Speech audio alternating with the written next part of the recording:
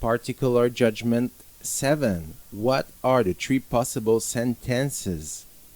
What are the three possible sentences that Christ executes during the individual judgment? In fact, they depend upon the status of the soul. So in fact, there are more than three sentences, but generally we can arrange them in three. First, there are men who truly with absolute firmness, coming from perfect lucidity, from perfect self-control, despise this paradise of Christ, founded upon the love of God and of neighbor as far as self-contempt. They despise him. They will always despise him. They will never give in nor surrender. The first sentence is addressed to them. Depart from me, you who will not have the beatific vision. You will never have it, because God, we love him and no one can steal him for self-interest. This is a sentence of damnation that will never alter, that Christ himself would be ready to change, but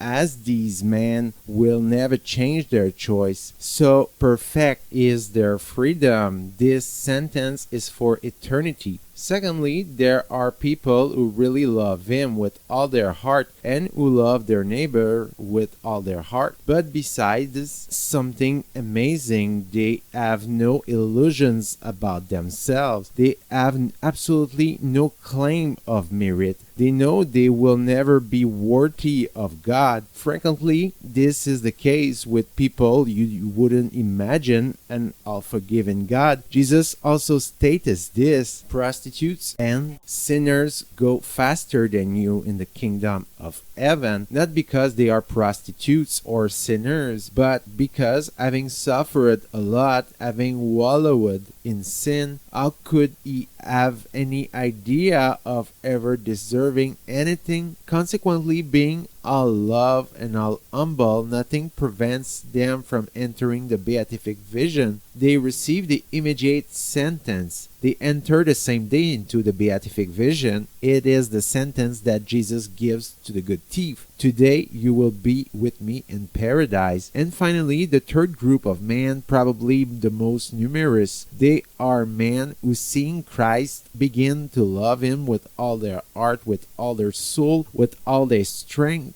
And then, as they have always been proud, self-centered in their life through weakness, certainly they were not bad, not that much, but all the same, their immediate reaction is that of Zacchaeus in the Gospel. Lord, you are going to see what you are going to see. One day I will become worthy of you. I will pay off all my debts. You could say what is incorrect or wrong with their behavior. Why not do they not go to paradise immediately? In fact, they believe that one day they will be worthy of Christ, and that is wonderful. Christ does not condemn that at all. As he said to Zacchaeus, truly salvation is entered this house, because he is a son of Israel, and therefore according to their will, to those men who do not know that they have a remnant of pride, what is called a remnant of sin,